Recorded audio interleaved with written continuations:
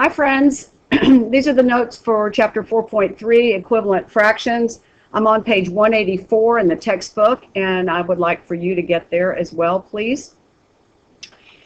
We're going to talk about fractions in chapter 4, but also the entire chapter 5 is devoted to fractions. So I hope you're excited about fractions. I love fractions, so this is fun for me. I want to talk about equivalent fractions, and you can see on page 184, equivalent fractions are two fractions that represent the same number, the same spot on the number line. So, to give you a quick example, 4 over 8 and 1 over 2 and 6 over 12 all represent the same spot on the number line. And that is the spot 1/2, because 4 over 8 and 6 over 12 both reduce to 1 over 2. So equivalent fractions, again, are two fractions that represent the same number on the number line. And this is page 184, if you will turn there, please.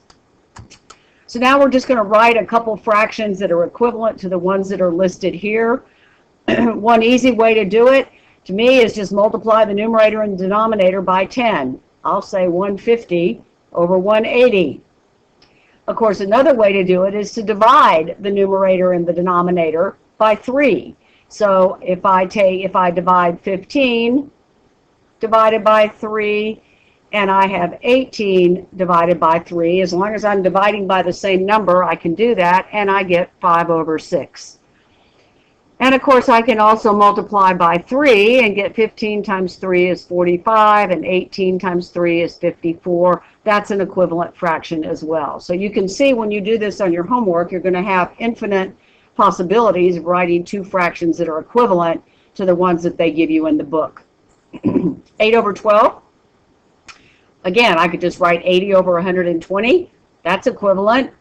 Or I could divide both the 8 and the 12 by 4 and get 2 over 3. And then, of course, I could double that and get 4 over 6. All of these are equivalent to 8 over 12.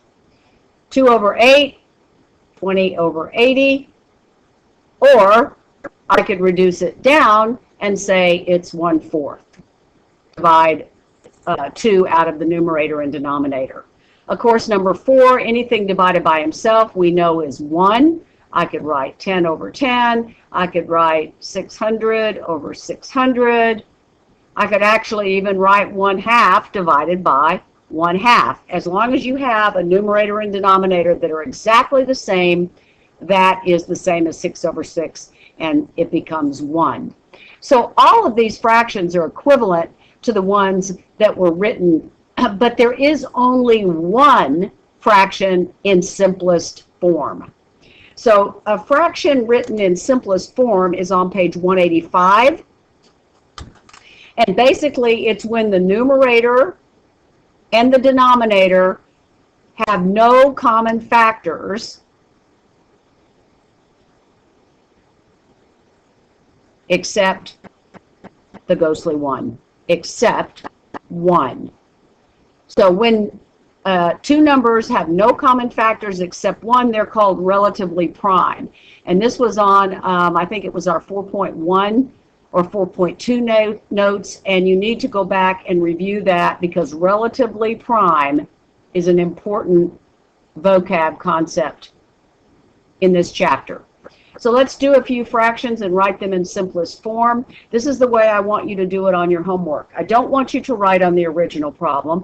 I want you to look and see if you can think of a factor that's both in the numerator and the denominator. I'm using the divisibility rule of 3. 2 plus 7 is 9. 4 plus 2 is 6. So 3 goes into 27 9 times, and 3 goes into 42 14 times. The 3's cancel because anything divided by himself is 1, and we end up with 9 over 14. Now I ask myself, are 9 and 14 relatively prime?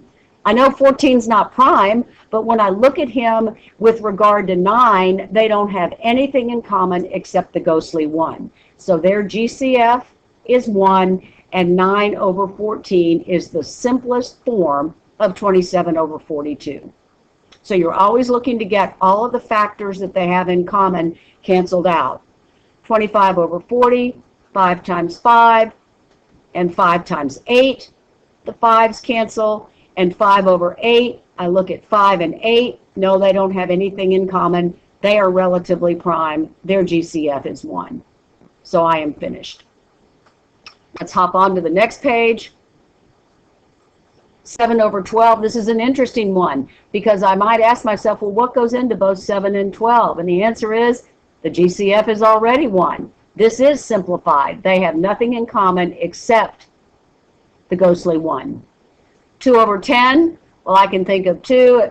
2 doesn't have any factors, but this guy is 2 times 5. So your 2's cancel. The ghostly 1 is in the numerator, and 1 over 5 is the simplest form of number 8. So some of your homework problems are going to ask you to write the fraction in simplest form, and this is the way you'll do it. And then we're going to ask, we're also asking ourselves, are these two fractions equivalent? Do they represent the same spot on the number line? There's a number of different ways to do this, but the way we're going to do it in this section is actually by writing them in simplest form and seeing if we have the same number. So 30 is 6 times 5. 48 is 6 times 8. Cancel, cancel. 5 and 8 are relatively prime. Not much more I can do there.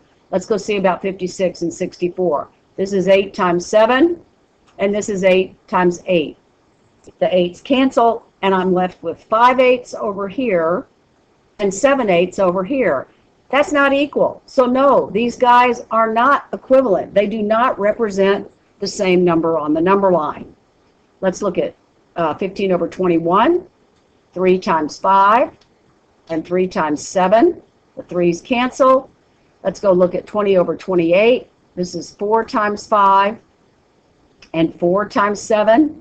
The 4's cancel, and both of these reduce to 5 over 7, which means they are exactly equal. And yes, these guys are equivalent.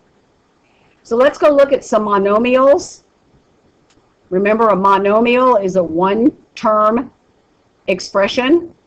So this is the way that you're going to simplify these, to write these in simplest form. The numbers we're going to do just like we did on the problems up above. When you have the variables with the exponents, here's how that's going to look. So I'm going to write 4 just as 4, because I know on the bottom I can write 12 as 4 times 3. That'll take care of the 4's. And then x squared is x times x. Just stretch them out. Y cubed is y times y times y. On the bottom, we have 4 times 3 is 12, and then we have x to the first power. And now you're going to cancel out the stuff that's exactly the same in the numerator and denominator. 4's will go, one of the x's will go, and then I don't have anything else that'll cancel. So now I need to put it back together. My final answer is xy to the third power, all divided by 3. That guy. You have to be real careful doing this. Obviously, you need to stretch out your work, and you need to be careful when you're crossing out, because it would be easy to take out a neighbor, somebody you don't want to get rid of. It's also easy not to be able to read your work if you cram it all together. All right, let's do this one. I'm seeing an 8 and I'm seeing a 36. So I know 4 goes into both of those. So I'm going to write 8 as 4 times 2, 3 a's, a cubed, and b to the first, all over 4 times 9 times b to the first. Ready to cancel. 4's will go. This b will cancel with that b. And now I'm ready to put it back together again. 2a cubed all over 9. A few more. Let's keep going.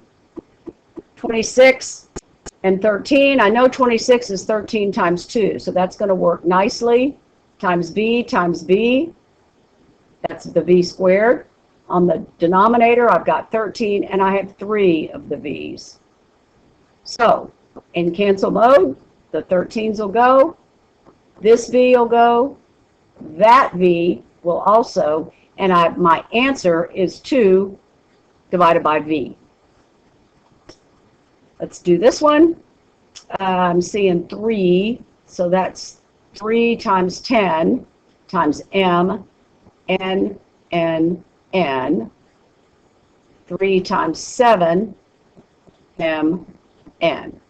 The 3's cancel, the m's cancel, one of the n's on top cancels. That's about all I can do. 10 and 7 are relatively prime. You have 10 n squared left on the top and 7 left on the bottom. Okay, on the back there's a few more. I want to work this one, and then we're going to skip number 17. I'm going to let you work that on your own and go down and talk about a couple more, and then we'll be done with the video. So 22, I see 2 times 11 times A times B, B, B, C. On the bottom, it's 2 times 24. 1A, 3 B's, and 2 C's. Now I'm ready to cancel. The 2's will go. 1A will cancel. That B, another B, another B, and 1 pair of C's. So you can see how easy it would be to make a mistake if your work is not really neat. Let's go back and put it back together. 11A in the numerator. In the denominator, I have 24C. And I ask myself, are 11 and 24 reduced as much as they can be? And yes, they are. They have nothing in common except 1. Okay, I want you to work 17 on your own. You can work with a neighbor or a partner. I want to skip down to 18. I want to talk about whether or not these fractions are equivalent. And again, we did a few of these right at the beginning of this note section.